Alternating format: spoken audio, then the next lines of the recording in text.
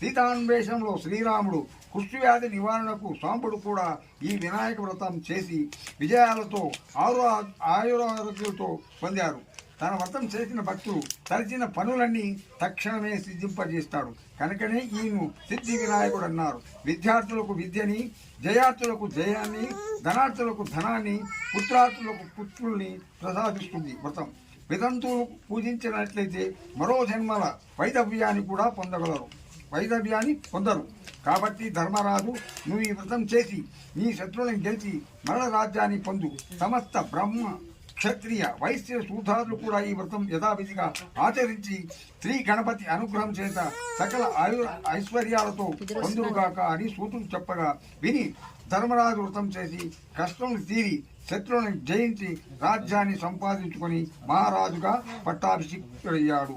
ఇది శ్రీ వినాయక వ్రత సంపూర్ణం. అక్షతవైశేయం.